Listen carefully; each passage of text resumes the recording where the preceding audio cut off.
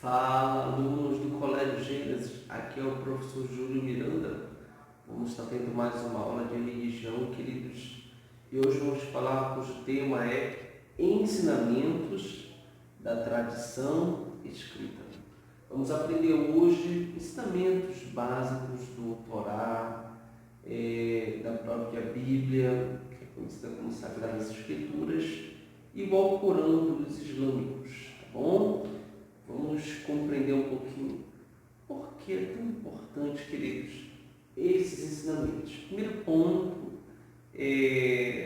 nosso slide é que os ensinamentos sagrados são a manifestação das experiências que os povos tiveram ao longo dos anos. Então, além das religiões monoteístas, que é aquelas que acreditam em Deus, as religiões politeístas, aquelas também que acreditam em vários deuses, também tiveram suas experiências com suas divindades, em buscar conhecer esse ser sobrenatural, esse ser superior, ou esses seres, ou seja, a busca pelo mundo místico e espiritual, tá bom? Essas experiências, dessas manifestações, elas foram crescendo, elas foram se acumulando, elas foram passando de geração em geração, queridos. Então, para que não fosse esquecido, foi necessário o quê?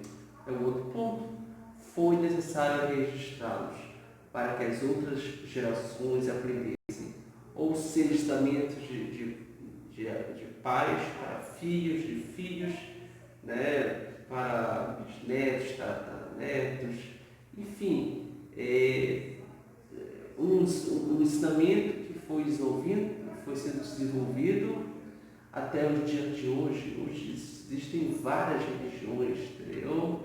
Existe o hinduísmo, existe o cristianismo, existe o islamismo, Existem diversas religiões, queridos, e todas elas foram passadas de pais para filhos, tá bom? Primeiramente era um ensinamento oral, depois foi registrando, tá, pessoal? Outro ponto é que nós vamos falar hoje sobre as três maiores religiões, tá bom?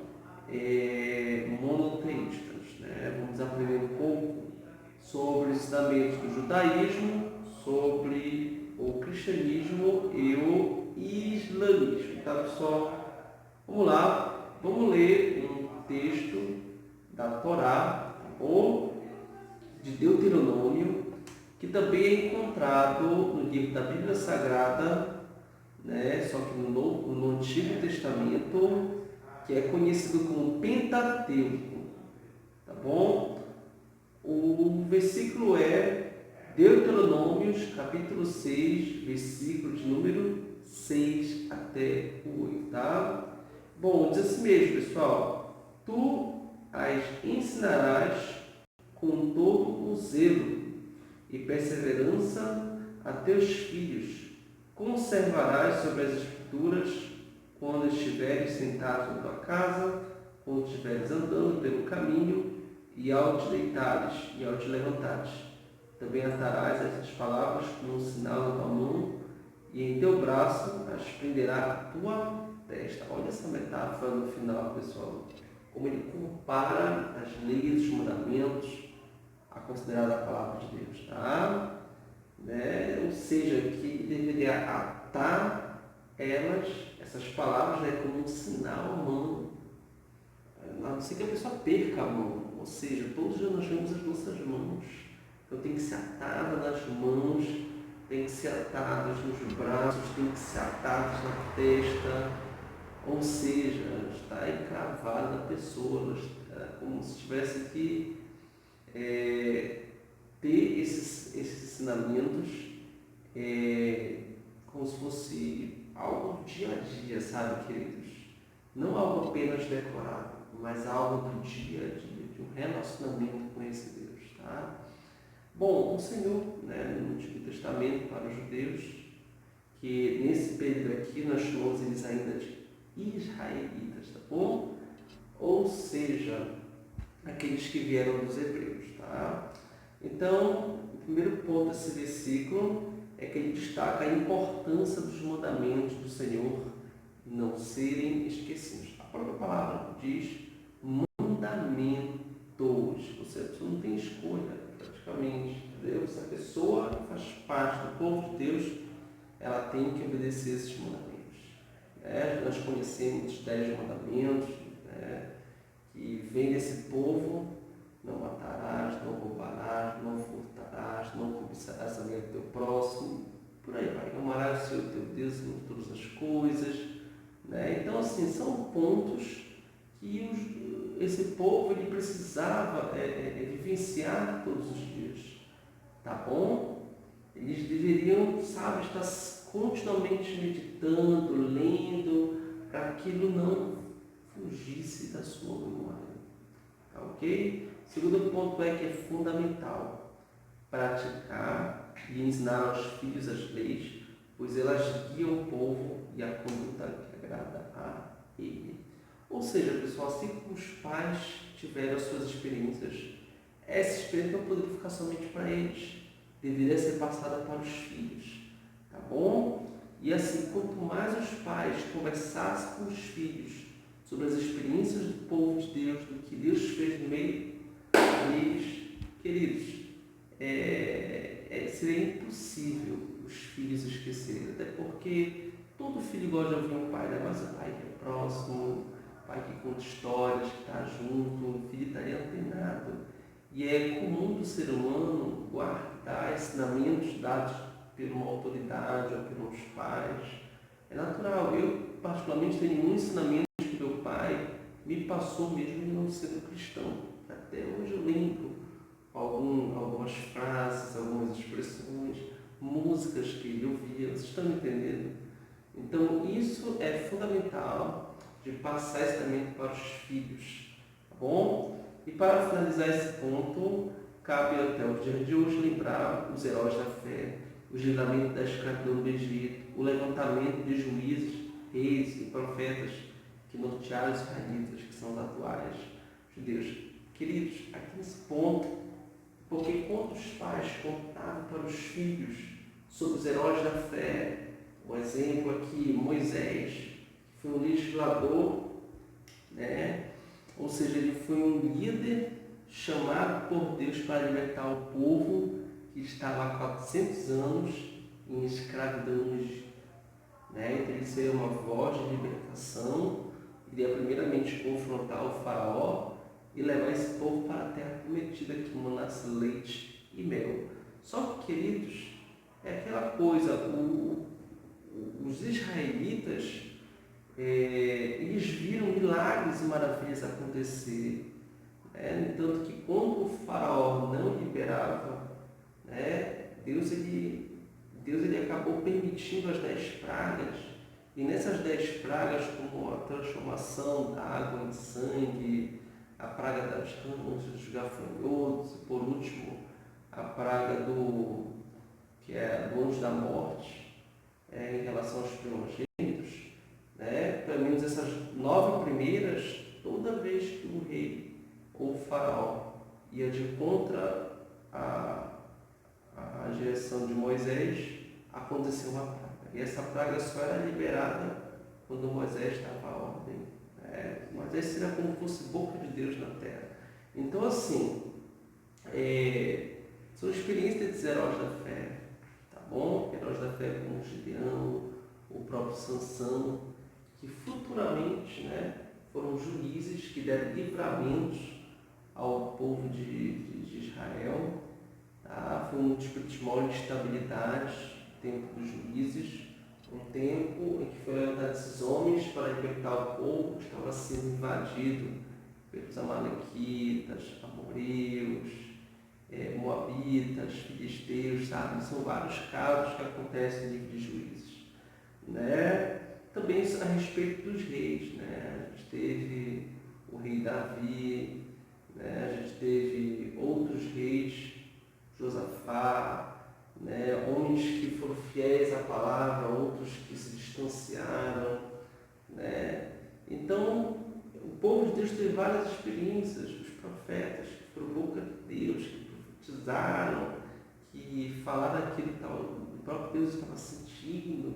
Profetas como Joel, profetas como Amós, profetas como Jeremias, Isaías, que anunciou a vinda de Jesus, entendeu? Que seria maravilhoso, conseguir Deus forte, príncipe da paz, da eternidade, né? O menino nasceu, ou seja, a profecia do nascimento de Jesus. Então, assim, esses profetas, eles foram boca de Deus na terra. Tudo isso foi vamos dizer, uma cooperação. Só os judeus, para lembrar, eles não creem em Jesus como Filho de Deus. Eles interpretam Jesus como um profeta, tá, pessoal? Então, a maioria desses ensinamentos aqui, somente de Moisés, que eu acabei de falar para vocês, Adão e Eva, por aí vai, os judeus realmente passavam para os seus filhos.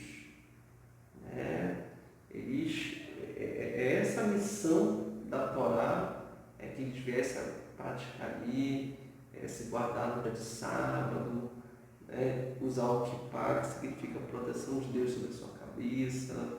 Sabe que essa é a nossa experiência que esse povo tinha.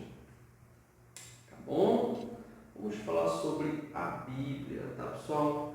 A Bíblia, vamos ler aqui um versículo de um tradicional parábola, então, contada por Jesus. Em resposta, disse Jesus: um homem descia de Jerusalém para Jericó quando caiu nas mãos de assaltantes. Tá? Estes lhe tiraram as roupas, espancaram-no e se foram, deixando-o quase morto. Então, aqui, o primeiro ponto da nossa parábola é que a parábola do bom samaritano, ou seja, é um clássico do cristianismo, tá, ok? Que fala sobre a religiosidade. Essa parábola, ela é um ensinamento de Jesus que a religiosidade ela pode enganar muito, tá bom? Que ela pode ou não, mas na maioria dos casos, ela não representa verdadeiramente o caráter de uma boa espiritualidade. Por que isso, professor? Primeiro ponto. Aconteceu nessa parábola que um certo homem estava descendo. E ele foi assaltado, foi machucado por alguns assaltantes. E veio um sacerdote, que é um homem religioso. Olhou para aquele homem, fingiu que não viu e foi embora. Assim foi um levita, que também é um homem religioso. Olhou para aquele homem machucado, não fez nada. Mas houve um samaritano, que era muito mal falado na época pelos judeus, mal reconhecido, e foi aquele cara que ajudou. E ele não era considerado um homem religioso, ele era até discriminado. Então Jesus, nessa parábola, ele valoriza os esquecidos, pela sociedade, pela religiosidade, não uma roupa que vai fazer um homem verdadeiramente segundo o coração de Deus. Não são apenas ensinamentos religiosos, mas sim a prática do dia a dia, ver o bem-estar do outro ser humano, espírito de humanidade, queridos. Tá bom? É isso que a espiritualidade, que já foi uma aula que eu já dei, que desenvolve muito bem esse assunto, ou seja, a busca pelo bem-estar interior, de compreender a sua realidade, não apenas o exterior, mas de se conhecer e cooperar para esse exterior. Tá bom, pessoal? Outro ponto dessa passagem é que um sacerdote levita viram espancado e não fizeram nada. Ou seja, queridos, era para eles terem feito algo. Se eles eram homens religiosos, era para eles terem estendido a mão. Mas quem foi que estendeu a mão? Como diz o último ponto, o samaritano. Foi ele que estendeu a mão, ele que levou aquele homem machucado à hospedaria, deixou ali denários, que significa um dia de trabalho, cada moeda. Então, assim, ele sustentou e abençoou aquele homem, mesmo não conhecendo, apenas viu ele jogado no chão. Aqui é uma prática de um espírito carismático, solidariedade, tá, pessoal? Mas o cristianismo, a mensagem central dele é falar de Jesus, o propósito de Jesus, da Bíblia é que no Antigo e Novo Testamento há uma correlação que fala de Jesus. Tá bom? Essa parábola foi o próprio Jesus que contou para os seus discípulos. Tá bom? Vamos dar continuidade aqui. Bom, acho que eu quero falar aqui um pouco sobre o Alcorão, tá, pessoal? O Alcorão, como eu já falei para vocês, né? Ele foi um tipo de ensino revelado do anjo Gabriel, né, o arcanjo, para o homem chamado de Maomé, tá bom? Que também é conhecido como Mahmoud. Então este homem passou para os seus discípulos e eles foram escrevendo, e se tornou o Alcorão. Tá bom? É um ensinamento sagrado dos islâmicos, tá ok? Bom, gente, o Alcorão ele compreende 114 suras, tá bom? Que também esses 114 podem ser chamados de capítulos, tá bom? Revelados a ele, Maomé, sendo que 86 desses capítulos, né, são quando ele estava em Meca e 28 quando ele estava em Medina. E compreende nada menos que 6.236 versículos, né? Ou seja, pessoal, de um modo geral aqui, falar sobre o Alcorão,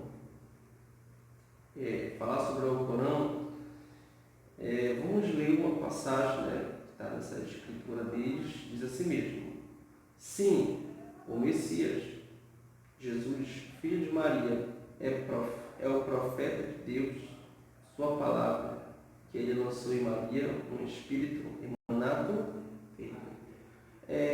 Os islâmicos também não reconhecem Jesus como filho de Deus, como próprio Deus, em forma humana, assim como os judeus eles também não reconhecem. Agora a gente reconhece que Jesus foi um profeta, que anunciou o último profeta, que é o Maomé. Tá bom?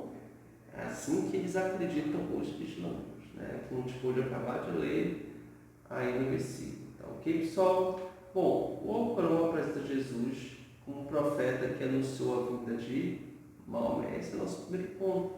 Tá bom? Então a mensagem central do Alcorão não é Jesus, é Maomé. Diferente da Bíblia, que a mensagem central é Jesus. Tá bom? E no judaísmo, a mensagem central ali é falar sobre o Messias, só que para eles o Messias ainda não chegou. Ele ainda vai vir fazer justiça pelo povo de Deus, né? Então cada registro tem a sua peculiaridade, sua característica pessoal, tá bom?